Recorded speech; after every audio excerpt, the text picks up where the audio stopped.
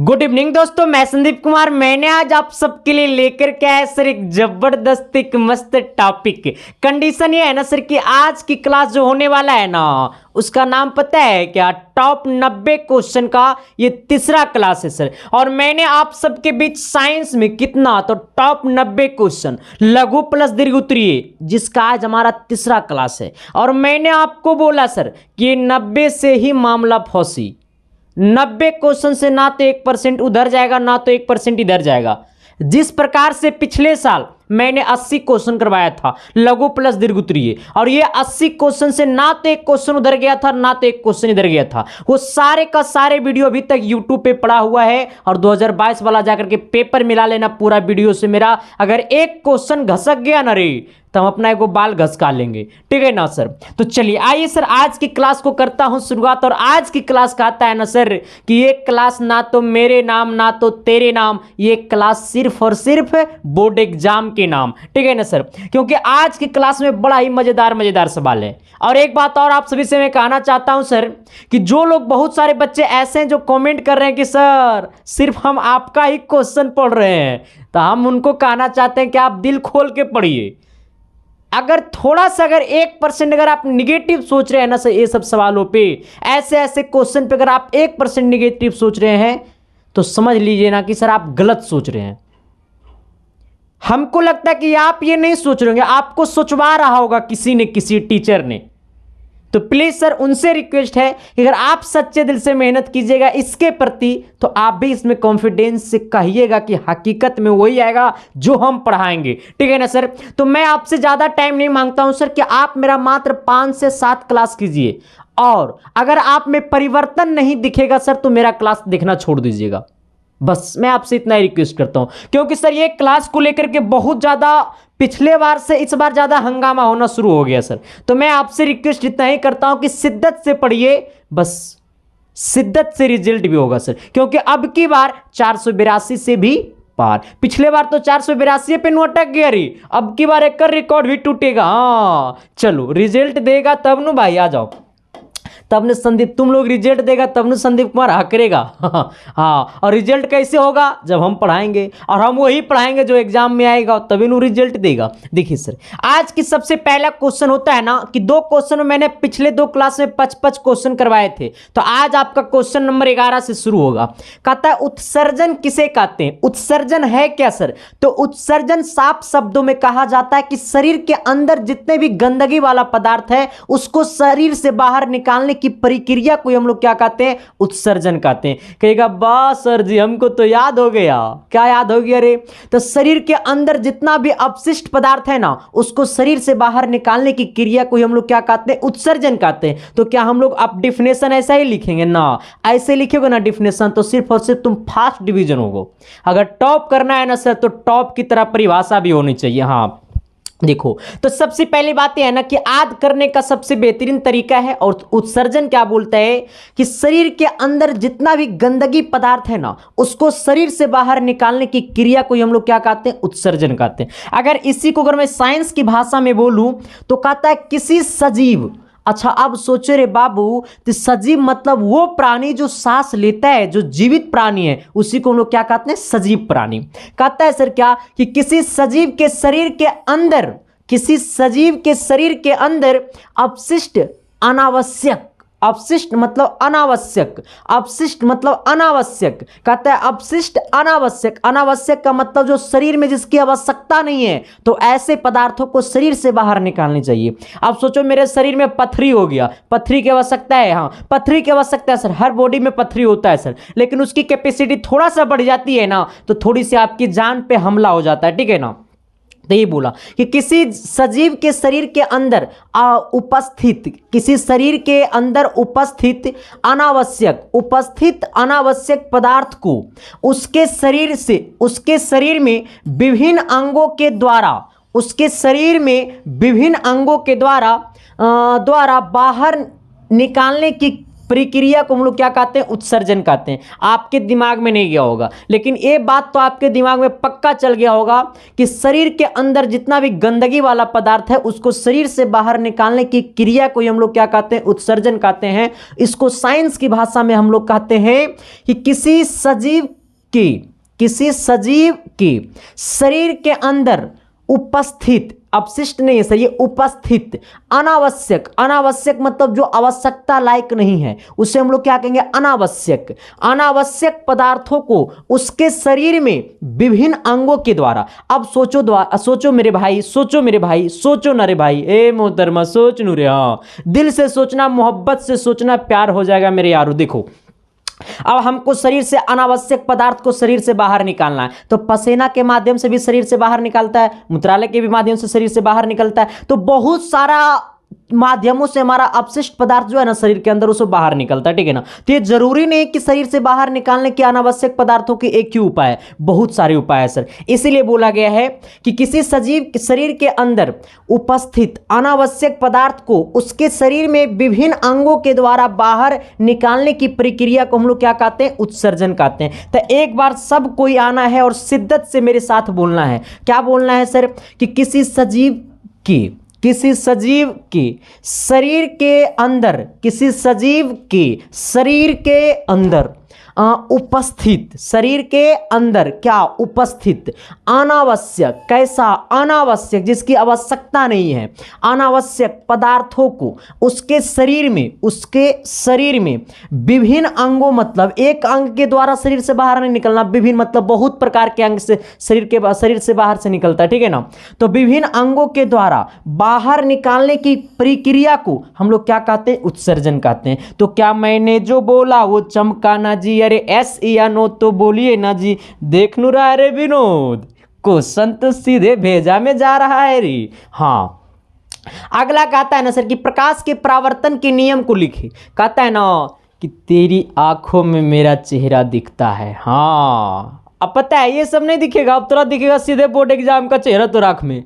अब तुम्हारे आँख में बोर्ड एग्जाम का चेहरा दिखेगा तो नींद आएगा रे? नहीं आएगा। नींद पता है कब आएगा? जब तुम अच्छे अच्छे क्वेश्चन को पढ़ोगे और अच्छे तुमको अनुभव होगा कि मेरा रिजल्ट अच्छा आएगा, तभी तुमको अच्छा नींद भी आएगा। हाँ वरना नींद बुरा आएगा तो मज़ा नहीं आएगा सर ज़िंदगी जीने में। हाँ आ जाओ। और एक बात और बताना चाहते हैं सर कि जो भी लोग चैनल पे नए हैं तो चैनल को शिद्दत से सब्सक्राइब करके सभी के सभी दोस्तों के पास शेयर कर देना। वैसे दोस्त के पास तो जरूर शेयर करना जिसको पढ़ाई से मतलब नहीं है, जिसको लगता है कि हम शायद फेल कर जाएंगे, शायद हम टॉप नहीं कर पाएंगे, तो उन सभी दोस्तों के पास शेयर कर देना। और कमेंट बॉक्स में एक बार जय इंडिया लिख करके कमेंट कर देना सर। और क्लास कैसा लगा हुआ जरूर अपना एक्सपीरियंस कमेंट में बताना। अगर तुमको क्लास बुरा लगा तो अगर तुमको गाली देने का मन करता है तो मास्टरवा के को तुम गालिए दे दो, लेकिन कमेंट करो सर। क्योंकि बहुत सारे बच्चे ऐसे हैं जो कमेंट पढ़ता है तो उनको लगता है कि लग रहा है खाली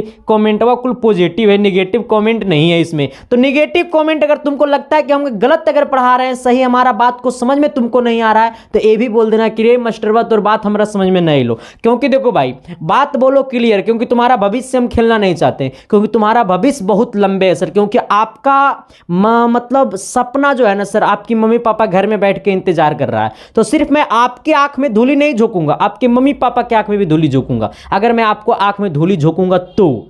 इसलिए सर मेरा दायित्व बनता है कि आपको सच्चे दिल से पढ़ाना है और अपने अंदर का 100% आपके दिल और दिमाग में देना है, तभी आपका नाम अब की बार पेपर में आएगा। अब देखो सर सवाल नंबर अगला क्या कहता है, कहता कि प्रकाश के परावर्तन के नियम को लिखे। देखिए सबसे पहले है कि ऐसे ऐसे क्वेश्चन को रटना बंद कर दो। हमें बोला प्रकाश की परावर्तन के नियम को लिखो। और एक बात और बता देना चाहते हैं सर कि अगर इसका पिछले 2 क्लास जो लोग नहीं देखे हैं तो इस वीडियो के डिस्क्रिप्शन में पिछले 2 क्लास का लिंक दिया होगा या फिर प्लेलिस्ट का लिंक दिया होगा। प्लेलिस्ट में जाना, सारे क्लासेस मिल जाएगा, ठीक है ना। आ जाओ। हमें बोला क्या सर कि प्रकाश के परावर्तन के नियम को लिखे। रटना बंद करो, 1 सेकंड मेरे को टाइम दो, बस 1 मिनट मेरे को टाइम दो, तेरे दिल में बैठा दूंगा। हाँ देखो सबसे पहले देखो ये कोई समतल सतह है, ये समतल सतह है, ठीक है ना। और ये समतल सतह पे ये वाला क्या है, अभिलंब है। ये क्या है सर, ये अभिलंब है। इसको हम लोग क्या कहते हैं, अभिलंब, जिसको एन से डिनोट करते हैं। इसको इंग्लिश में कहते हैं नॉर्मल। क्या कहते हैं, नॉर्मल। ये हमारा क्या है, अभिलंब है। और यहां से कोई किरण आती है, तो जो किरण आती है ना, तो इस किरण को हम लोग कहते हैं आपतित किरण। क्या कहते हैं सर? ये आपतित किरण। क्या कहते हैं? आपतित किरण।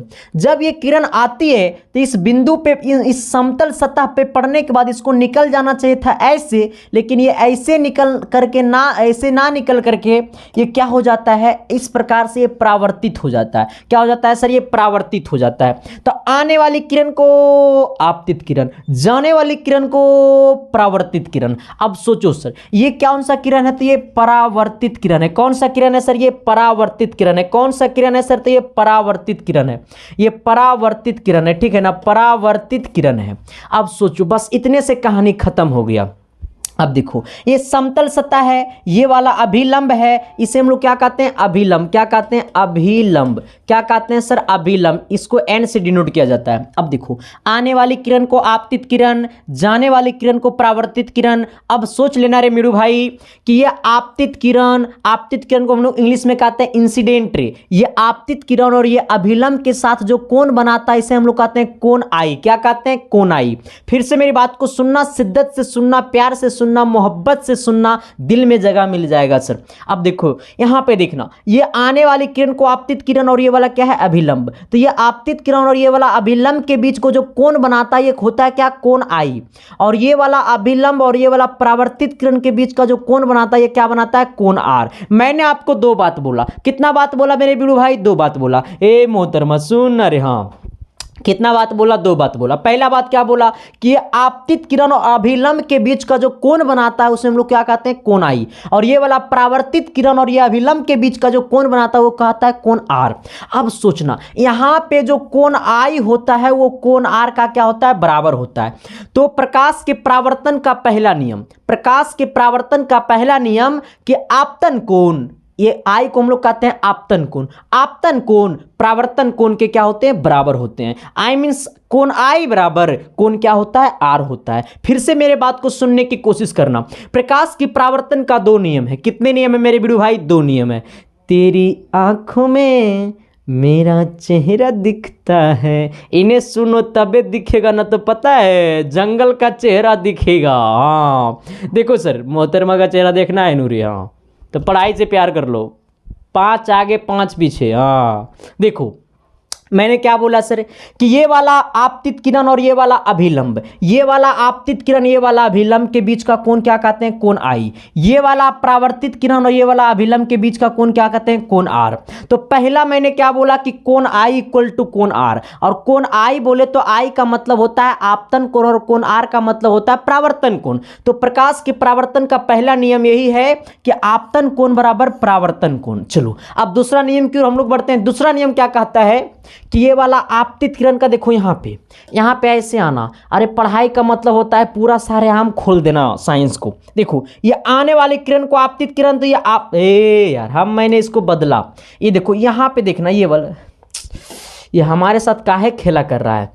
देखो ये वाला क्या है? ये आपतित किरण आया तो यहाँ पे पड़ा, ये आपतित किरण का ये वाला बिंदु यहाँ पे पड़ा, ये अभिलंब का भी यही सतह पे स्थित है, ये वाला परावर्तित किरण भी यही सतह पे स्थित है। यानी कहने का सेंस है कि ये आपतित किरण, ये परावर्तित किरण एवं अभिलंब तीनों एक ही समतल सतह पे स्थित है। मैंने जो बोला वो चमका या नहीं चमका? अगर चमका तो एक बार एस लिखना, नहीं चमका तो नो लिखना, और नहीं चमका तो मैं चमका दूंगा सर। हाँ, रगड़ दूंगा कस के। हमारा पास सब औजार है। देखो इधर, ये आपतित किरण, तो आपतित किरण इस बिंदु पे पड़ा, परावर्तित किरण भी यही बिंदु से निकला, अभिलंब भी यही बिंदु से निकला। यानी कहने का सेंस क्या है रे मेरे बड़े भाई कि आपतित किरण एवं परावर्तित किरण एवं आपतन बिंदु पे डाला गया एवं परावर्तक सतह, ये वाला समतल सतह पे डाला गया अभिलंब, तीनों एक ही तल में होते हैं। मैंने क्या बोला सर कि आपतित किरण एवं परावर्तित किरण एवं समतल सतह पे डाला गया अभिलंब तीनों एक ही तल में होते हैं। बस इतना ही बोला, इतना ही आना है क्वेश्चन में। बोला प्रकाश के परावर्तन के नियम को लिखे, तो पहले क्या लिखना कि प्रकाश के परावर्तन का दो नियम है। आ जाना। पहला नियम मैंने क्या बोला सर कि आपतन कोण परावर्तन कोण के बराबर होता है। आपतन कोण परावर्तन कोण के बराबर होता है। कहने का मतलब है सर कि कोण आई बराबर कोण आर होता है। चलो अगर किन्हीं को फिगर बनाना है तो इसके जस्ट नीचे ये वाला फिगर बना लेना। देखो इसके जस्ट नीचे वाला यहाँ पर ये वाला लिखना और ये वाला फिगर बना लेना, इसको अभिलंब n कर देना, यहाँ पर ये आपतित किरण कर देना, आने वाली किरण को इसको लिख देना आपतित किरण, आपतित किरण आ जाना, और इसको आपतित किरण कर देना, और यहाँ से ये वाला गया जिसको बोल देना परावर्तित किरण, क्या बोल देना परावर्तित किरण, क्या बोल देना परावर्तित किरण, ठीक है। इसको परावर्तित किरण कर देना, ये वाला कोण आई कर देना, ये वाला कोण आर कर देना, ठीक है। चलो किसी प्रकार की दिक्कत, इसको बिंदु ओ कर देना। ये वाला फिगर बनाने का मन जिनको है तो वो बना लेना। चलो ये फिगर बना करके 1 नंबर में लिखना कि आपतन कोण बराबर परावर्तन कोण, हो गया, कहानी खत्म। दूसरा आपतित किरण मतलब ये वाला किरण, ये आपतित किरण एवं परावर्तित किरण मतलब ये वाला किरण, एवं आपतन बिंदु पर डाला गया अभिलंब मतलब ये वाला जो अभिलंब डाला गया है वो तीनों एक ही समतल में होते हैं, मतलब तीनों एक ही समतल में होते हैं। किसी प्रकार की दिक्कत समस्या है तो बता दो। अब मेरे साथ आ जाना, मुंह जबानी बोलना सर।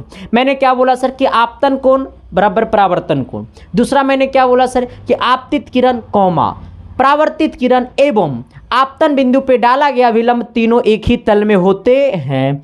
तो क्या रे बाबा कि बचपन का प्यार मेरा भूल नहीं जाना रे, जैसा मेरा प्यार है जान तुझे किया हूँ। चलो आ जाओ सर, सवाल नंबर 3 की तरफ हम लोग 13 की तरफ आते हैं। और 13 में हम होने तो देंगे नहीं फेरा, क्योंकि 13 में और किसी को होता है फेरा और 17 में होता है खतरा।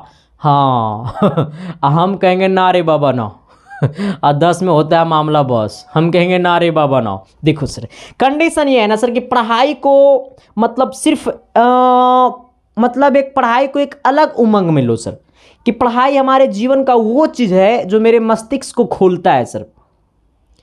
पढ़ाई वो चीज़ है जो हमको संस्कार देता है, शिक्षा देता है, जिससे हम अपने माता पिता परिवार को एक अलग लेवल में ले जा सकते हैं। पढ़ाई का मतलब सिर्फ ये मत समझना कि पढ़ाई का मतलब सिर्फ होता है नौकरी। पढ़ाई का मतलब होता है कि एक बेहतर इंसान बन जाना, समाज के एक आईना बन जाना, जिसको आपको देखकर समाज सीखेगा, आपको देखकर समाज आगे बढ़ेगा सर। एक ऐसे इंसान बनने की कोशिश करना। ऐसा मत सोचना है पढ़ रहा है नौकरी लगेगा, बेबी को रखेंगे, बच्चा को, ऐसे नहीं होता है पढ़ाई का मतलब मेरे बीरू भाई। आ जाना, कहता है ना सर कि उदासीनीकरण अभिक्रिया क्या है, और उदाहरण के साथ बोले। अच्छा उदाहरण के साथ लिखे, उदाहरण के साथ लिखे।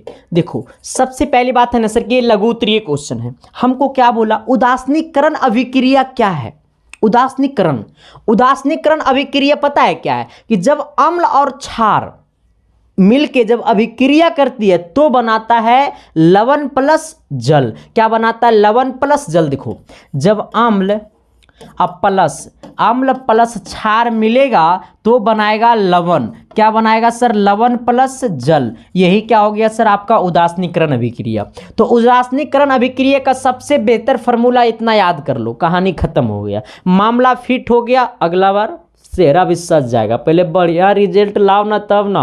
और बहुत बड़ी बात, तो बड़ी खुशी की बात है ना सर कि इस क्लास को ना सिर्फ आपका भरोसा नहीं है, बहुत सारे टीचर का भरोसा है सर, जो अपने गांव में पढ़ाते हैं, अपने शहर में पढ़ाते हैं। बहुत सारे ऐसे टीचर हैं जो यूट्यूब पे भी पढ़ाते हैं सर। तो ये सब क्लास को सारे लोग देखते हैं और हमको बोलते हुए सर कि मैं अपने गांव में एक छोटा सा कोचिंग चलाता हूं सर, तो क्या क्वेश्चन आएगा ना सर। मैंने पिछले बार भी आपका ही पढ़ाया था सर, लास्ट में VBI करके आपका ही सारा क्वेश्चन मैंने यूट्यूब से उतार के पढ़ाया था। तो ये सर भरोसा है आपके भाई के ऊपर। इसलिए तो मैं कहता हूं सर कि आप दोनों भाई, हम और आप, बस भाई को भाई से प्यार होनी चाहिए, फिर इस दुनिया का कोई टक्कर नहीं दे पाएगा सर। बस आप भी सच्चे दिल से मेहनत कीजिए, मैं भी आपके लिए सच्चे दिल से मेहनत करूंगा, क्योंकि आपका सफलता में ही मेरी सफलता है। अगर मैं आपको रिजल्ट दूंगा तभी आप मेरा यूट्यूब चैनल का ग्रो बढ़ेगा, तभी मेरे को समाज जानेगा, तभी इस मार्केट में हमको भी पहचान होगा। तो अब सोचो भाई कि तुम्हारे भविष्य में मेरा भविष्य छुपा हुआ है, तो ऐसा कहने कि हम अपनी पूरी जान लगा देंगे तुम्हारे भविष्य को बनाने में, मेरा भविष्य ऑटोमेटिकली बन जाएगा। हाँ, अगर हम अपने भविष्य को बनाने के चक्कर में रहेंगे तो तुम्हारा भविष्य नहीं बन पाएगा, और मेरा भविष्य ऐसा बन जाएगा कि 6 महीना में मेरा भविष्य चौपट भी हो जाएगा सर। इसलिए मेरा देखो, मेरा दायित्व एक ही बनता है सर कि आज के डेट में सबके पास एंड्रॉयड फ़ोन है, तो सबके पास एजुकेशन होनी चाहिए। बस मेरा एक दायित्व बनता है सर।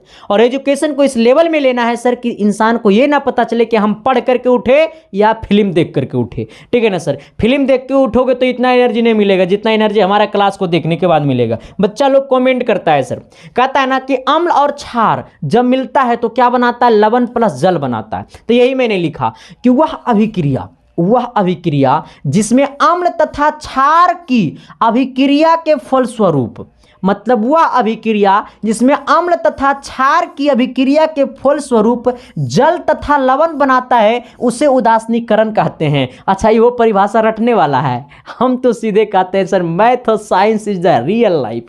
हाँ, रियल लाइफ ही मैथ साइंस है सर। तो फिर रटने की क्या जरूरत है। हम VVI क्वेश्चन करा रहे हैं, जो इतना आपको मैं बता देता हूं ना कि आपको रटने की जरूरत नहीं पड़ेगा सर। बस एक बार अभी मेरा क्लास देख लो, एक बार उतार लो बस मेरा क्लास देख करके, इसके बाद तुमको रटने की जरूरत पड़ेगा ही नहीं सर।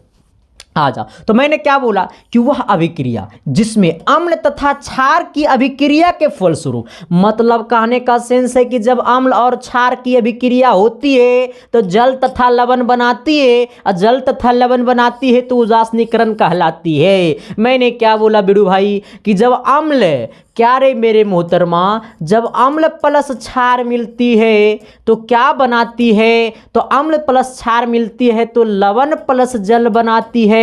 मैंने यही बोला आपको, और यही परिभाषा भी बोल रहा है कि वह अभिक्रिया जिसमें अम्ल तथा क्षार की अभिक्रिया के फलस्वरूप जल तथा लवण बनाता है उसे उदासीनीकरण कहते हैं। अब बोला इसका उदाहरण, तो इसका उदाहरण मैं देता हूं। HCl क्या है, अम्ल है सर। NaOH क्या है, तो क्षार है। NaOH क्षार है, ठीक है। तो HCl प्लस NaOH, HCl बोले तो क्या, इसका रासायनिक नाम बताना है। इसका रासायनिक नाम क्या होगा, NaOH सोडियम हाइड्रोक्साइड।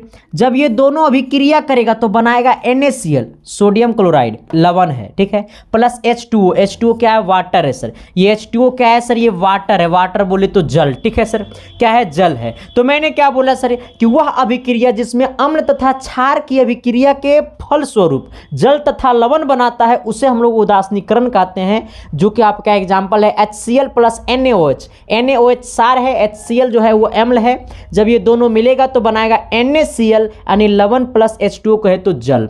तो क्या मैंने जो बोला वो चमका ना जी, अरे एस या नो तो बोलिए ना जी।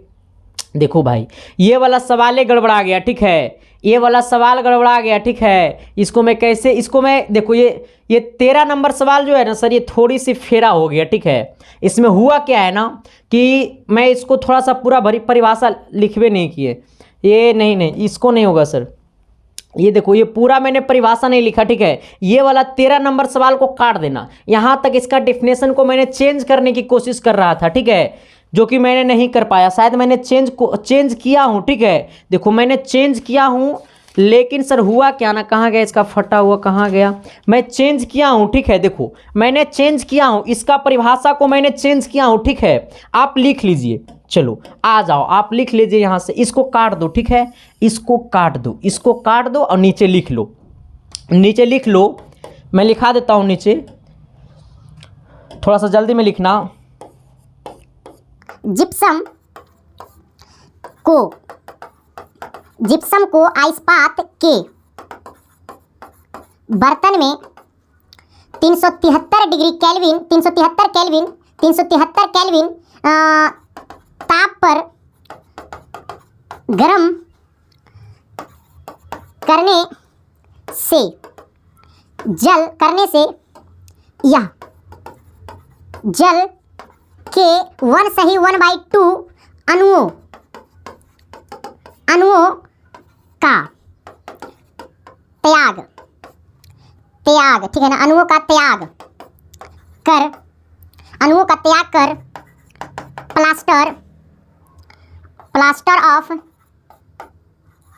प्लास्टर ऑफ पेरिस बनाता है। बस यही लिखाना था, ठीक है, मैंने लिख दिया। इसको काट देना सर, देखो इसको काट देना, ठीक है, मैंने, हमको यही लिखाना था, मैंने लिख दिया। देखो मैंने क्या लिखा सर, सवाल क्या बोला, थोड़ा सा गौर करना। बोला है ना कि प्लास्टर ऑफ पेरिस का सूत्र लिखे, प्लास्टर ऑफ पेरिस का सूत्र लिखे, यह जिप्सम से कैसे बन जाता, या जिप्सम से कैसे बन जाता है। देखो प्लास्टर ऑफ पेरिस का सूत्र लिखना, और ये जो प्लास्टर ऑफ पेरिस जो है ना सर वो जिप्सम से बनता है। तो यही बोला है कि प्लास्टर ऑफ पेरिस जो है वो जिप्सम से कैसे बन जाता है, ठीक है ना। ये प्लास्टर ऑफ पेरिस जो है वो जिप्सम से बनता है, तो यही क्वेश्चन बोला है कि प्लास्टर ऑफ पेरिस का सूत्र लिखे, यह जिप्सम से कैसे बन जाता है, ठीक है। तो आ जाना, मैं ये भी इसका आपको नीचे भी लिखाऊंगा, ठीक है। तो यही बोला है, पहला मैंने लिखा है कि प्लास्टर ऑफ पेरिस का सूत्र होता है CaSO4 इंटू 1/2H2O। ये प्लास्टर ऑफ पेरिस का सूत्र है, ठीक है। प्लास्टर ऑफ पेरिस का सूत्र क्या है, तो प्लास्टर ऑफ पेरिस का सूत्र है CaSO4 इंटू 1/2H2O, ठीक है। अब यहाँ तक का तो सवाल हो गया सोल्व। अब आगे क्या बोला है कि यह जिप्सम से कैसे बन जाता है। प्लास्टर ऑफ पेरिस जो है वो जिप्सम से बनता है, तो यही बोला है कि प्लास्टर ऑफ पेरिस का सूत्र लिखे, तो प्लास्टर ऑफ पेरिस का सूत्र होता है CaSO4 इंटू 1/2H2O। तो बोला कि यह जिप्सम से कैसे बन जाता है। अब देखना, तो इसी का मैंने नीचे लिखा है सर, इसी को मैंने नीचे लिखा है कि जिप्सम को आइस्पात के बर्तन में, जब जिप्सम को आइस्पात के बर्तन में 373 केल्विन ताप पर, 373 केल्विन बोले ना सर, तो ये इसका मतलब होता है 100 डिग्री सेल्सियस। 373 केल्विन बोले इसका मतलब क्या होता है सर, ये 100 डिग्री सेल्सियस। इसका मतलब क्या होता है, ये 100 डिग्री सेल्सियस, ठीक है।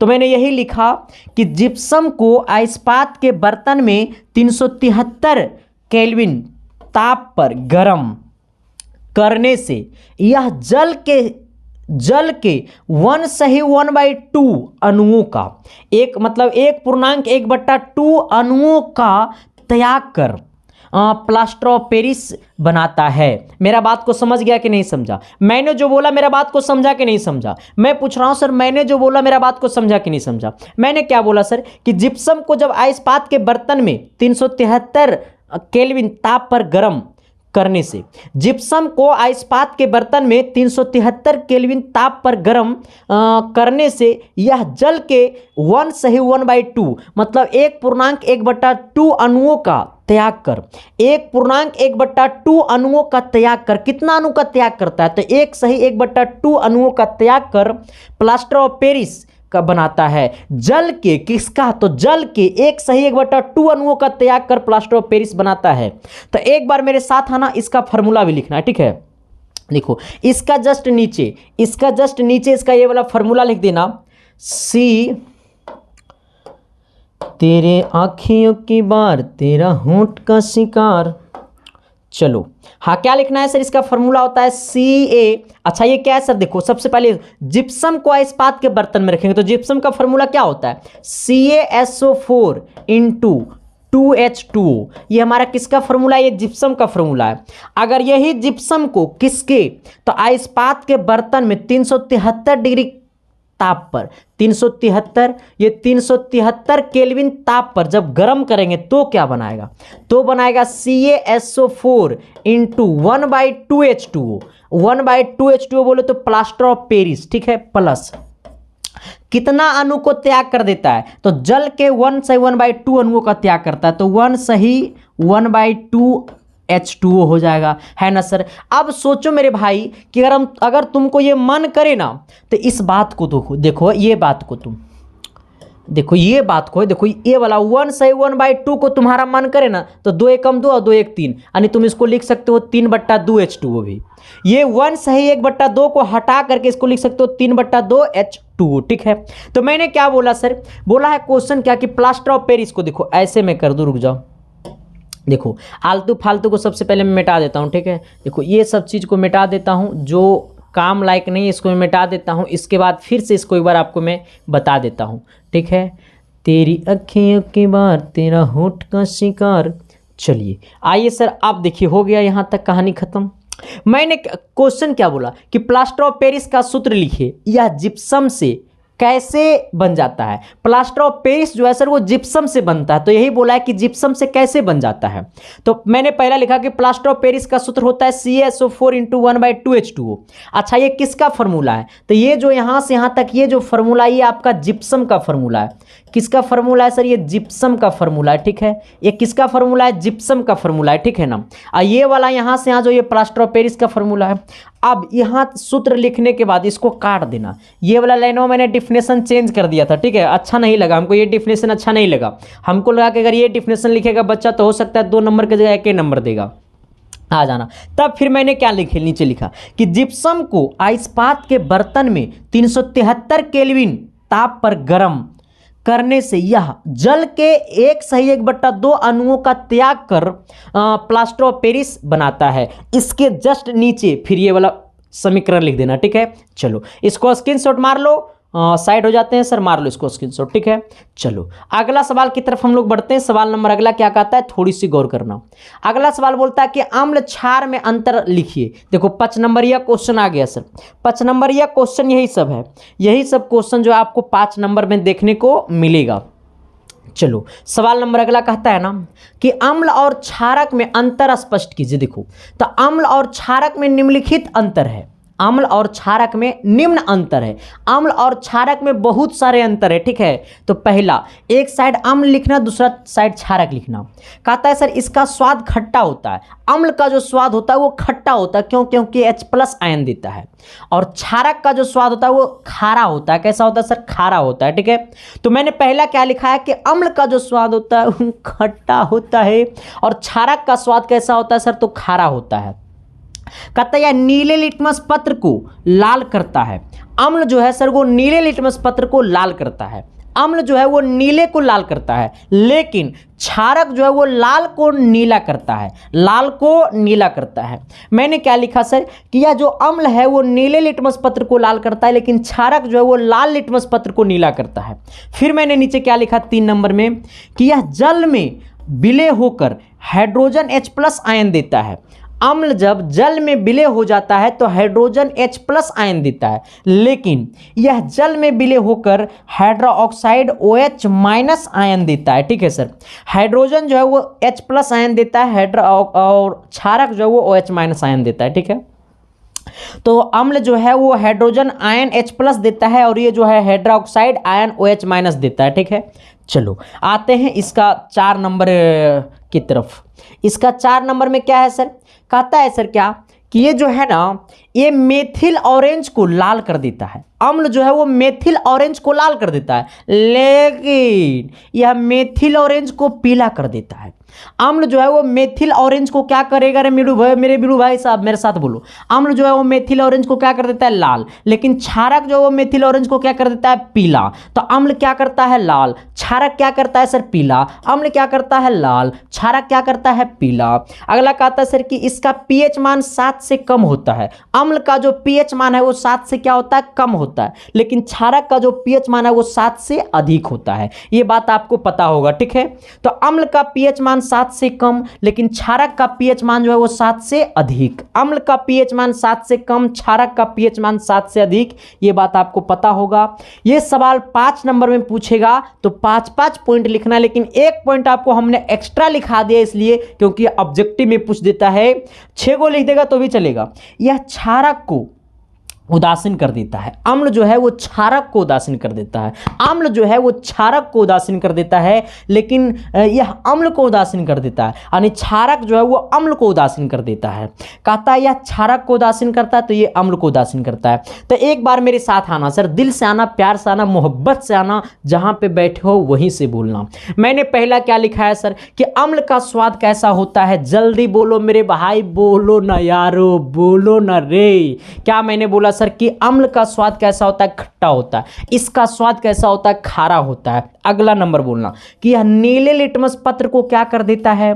जल्दी से बोलो, प्यार से बोलो, मोहब्बत से बोलो कि यह नीले लिटमस पत्र को क्या कर देता है? ऊन लाल। अच्छा, यह लाल लिटमस पत्र को क्या करता है? ऊन नीला। ऊन नीला, ऊन नीला, नीला क्या करता है? नीला। क्या करता है? नीला। तो यह लाल लिटमस पत्र को क्या करता है सर? नीला। अगला अगला मैंने क्या लिखा है कि यह जल में विलय होकर हाइड्रोजन आयन H+ देता है। अम्ल अम्ल जब जल में विलय हो जाता है तो हाइड्रोजन आयन H+ देता है, लेकिन यह जल में विलय होकर हाइड्रोक्साइड OH- आयन देता है। हाइड्रोक्साइड OH- आयन देता है। अगला मैंने क्या लिखा है कि यह मेथिल ऑरेंज को लाल कर देता है। अम्ल जो है सर वो मेथिल ऑरेंज को लाल कर देता है, यह ऑब्जेक्टिव में भी पूछता है। यह मेथिल ऑरेंज को पीला कर देता है। अम्ल का पीएच मान 7 से कम होता है, लेकिन क्षारक का पीएच मान 7 से अधिक होता है। यह क्षारक को उदासीन कर देता है या अम्ल को उदासीन कर देता है। चलो सर आ जाना अगला क्वेश्चन की तरफ। कहता नाभिक रिएक्टर क्या है? नाभिकीय रिएक्टर क्या है? नाभिकीय रिएक्टर किसे कहते हैं? कहता नाभिकीय रिएक्टर से आप क्या समझते हैं? नाभिकीय रिएक्टर से आप क्या समझते हैं? पता है आपको? नहीं पता होगा। नहीं पता है तो हम है ना तभी तो कहोगे कि जब जब तुझको देखूं तो अरे जी घबराता है, अब प्यार में तेरा मेरा तेरा सब कुछ खो जाता है।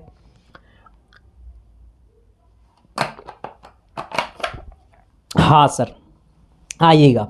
पता है सर मैंने 3 दिन से नहाया नहीं देखो कंडीशन ये कि टाइम नहीं मिलता है सर, टाइम की बात नहीं है। हम थोड़ा सा ठंडी गिरता है तो हम नहाने में थोड़ा सा आसकत कर देते हैं, ठीक है।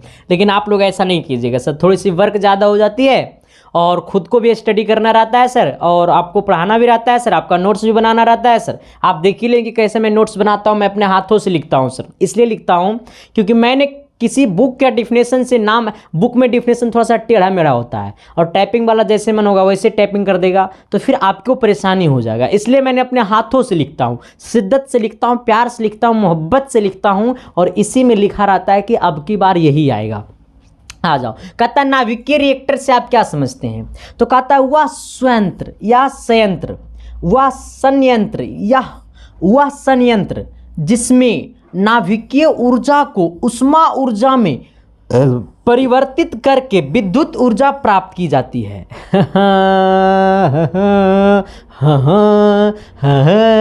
देखो देखो देखो हमको तो लगता है ना सर आप उनके पास भी वीडियो को शेयर कर दीजिए, मोहब्बत बढ़ जाएगा आपके दिल में, उनके दिल में आपके लिए। हाँ शेयर कर दो।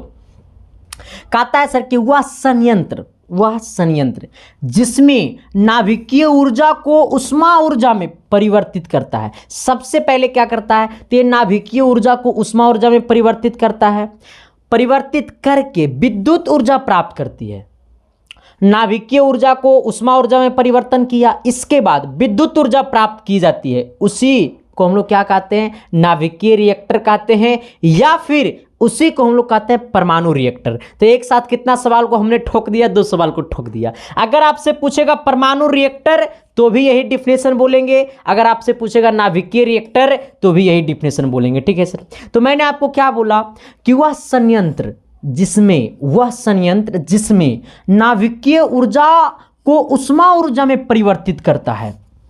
नाभिकीय ऊर्जा को उष्मा ऊर्जा में, नाभिकीय को उष्मा, नाभिकीय को उष्मा, नाभिकीय को उष्मा, नाभिकीय को उष्मा, नाभिकीय को उष्मा। हाँ मतलब वह संयंत्र जिसमें नाभिकीय ऊर्जा को उष्मा ऊर्जा में परिवर्तित करके विद्युत ऊर्जा प्राप्त की जाती है। नाभिकीय ऊर्जा को उष्मा ऊर्जा में परिवर्तित करके विद्युत ऊर्जा प्राप्त की जाती है, उसे हम लोग क्या कहते हैं? परमाणु रिएक्टर या फिर नाभिकीय रिएक्टर कहते हैं। तो मैंने क्या बोला सर कि नाभिकीय ऊर्जा को करेगा उष्मा ऊर्जा में परिवर्तन, उसके बाद विद्युत ऊर्जा प्राप्त करेगा, उसी को हम लोग क्या कहेंगे? नाभिकीय रिएक्टर। नाभिकीय ऊर्जा को विद्युत ऊर्जा में परिवर्तन करेगा, फिर उष्मा ऊर्जा में परिवर्तन करेगा, उसके बाद विद्युत ऊर्जा प्राप्त करेगा। नाभिकीय ऊर्जा को उष्मा ऊर्जा में परिवर्तन करेगा, फिर विद्युत ऊर्जा प्राप्त करेगा, उसी को हम लोग क्या कहेंगे? परमाणु रिएक्टर या फिर नाभिकीय रिएक्टर। तो क्या मैंने जो बोला वो चमका ना जी? अरे एस या नो तो बोलिए ना जी। सवाल नंबर 16, हेले बब्बा ले बब्बा, कहता है विद्युत मोटर क्या है? विद्युत मोटर का क्या सिद्धांत है? विद्युत मोटर का क्या सिद्धांत है सर? ये वाला क्वेश्चन मोस्ट VVI है सर। ऐसे जितना भी क्वेश्चन करवा रहा हूं वो सारे का सारे मोस्ट VVI है, ठीक है। आ जाना। क्या बोला आपसे कि विद्युत मोटर का क्या सिद्धांत है? कहता है जब धारावाही कुंडली, विद्युत मोटर का क्या सिद्धांत है? तो जब धारावाही कुंडली को चुंबकीय क्षेत्र में रखा जाता है, जब धारावाही कुंडली को चुंबकीय क्षेत्र में रखा जाता है तो वह कुंडली एक बल आघूर्णन का अनुभव करती है। वो कुंडली जो है सर वो एक बल आघूर्णन का अनुभव करती है। इसी परिणाम स्वरूप कुंडली घूर्णन करती है। यही हमारा विद्युत मोटर का क्या है सर, सिद्धांत है। फिर से मेरी बात को सुनने की कोशिश करिएगा, हमको पता है कि आपके दिल और दिमाग में नहीं गया है, अब जाएगा आपके खोपचा वाला दिल में। देखो मैंने बोला सर कि विद्युत मोटर का क्या सिद्धांत है, तो जब धारावाही कुंडली, मेरे साथ बोलना, जब धारावाही कुंडली को चुंबकीय क्षेत्र में रखा जाता है, जब धारावाही कुंडली को कहाँ रखा जाता है, तो जब धारावाही कुंडली को चुंबकीय क्षेत्र में रखा जाता है तो वह कुंडली एक बल आघूर्णन का अनुभव करती है। तो वो कुंडली एक बल आघूर्णन का अनुभव करती है। इसके परिणाम स्वरूप कुंडली घूर्णन करती है। इसके परिणाम स्वरूप कुंडली घूर्णन करती है। मैंने जो बोला वो चमका ना जी, अरे न तब बोलिए ना जी, तो अगले क्वेश्चन की तरफ तब बढ़िए ना जी, एक बार और खोपचा में आइए ना जी। अच्छा खोपचा में जेबे कि गंगा नहाए ले गुरु जी हमको गंगा नहाना, गंगा नहाने के लिए पहले पढ़ना पड़ेगा। देखो कहता है जब धारावाही कुंडली को चुंबकीय क्षेत्र में रखा जाता है, देखो धारावाही को रखेंगे कहाँ, चुंबकीय क्षेत्र में, तो वह कुंडली एक बल आघूर्णन का अनुभव करेगा। तो वो कुंडली एक बल आघूर्णन का अनुभव करती है। इसी को हम लोग क्या कहते हैं, बल आघूर्णन कहते हैं। उसी कुंडली को हम लोग क्या, हाँ सर, फिर क्या बोला कि इस परिणाम स्वरूप कुंडली घूर्णन करती है। यही विद्युत मोटर का क्या सिद्धांत है सर, विद्युत मोटर का क्या सर, यही सिद्धांत है कि जब धारावाही कुंडली को चुंबकीय क्षेत्र में रखा जाता है तो वह कुंडली एक बल आघूर्णन का अनुभव करती है। इसके परिणाम स्वरूप कुंडली घूर्णन करती है। यही विद्युत मोटर का सिद्धांत है। तो आज तक का क्लास द इंड सर, मैंने टोटल आपको 16 क्वेश्चन को कंप्लीट किया। सारे क्वेश्चन का नोट्स बनाते जाइए, फिर आपको किसी भी चीज़ की पढ़ने की ज़रूरत नहीं है सर, क्योंकि शिद्दत से मैं अपना 100% दे रहा हूं और आप अपना 100% दीजिए और दोनों भाई फिर एक बार इतिहास रचेंगे। हाँ सर देखो सर, मैं आपको इतना ही कहता हूं सर कि आपका सिलेबस ये मुट्ठी में है, आपका सिलेबस बदल नहीं रहा है सर, बस इस मुट्ठी में 20 राउंड लगाना है। ऑटोमेटिकली तुम खुद समझ जाओगे कि क्वेश्चन कैसा पूछेगा इस बार।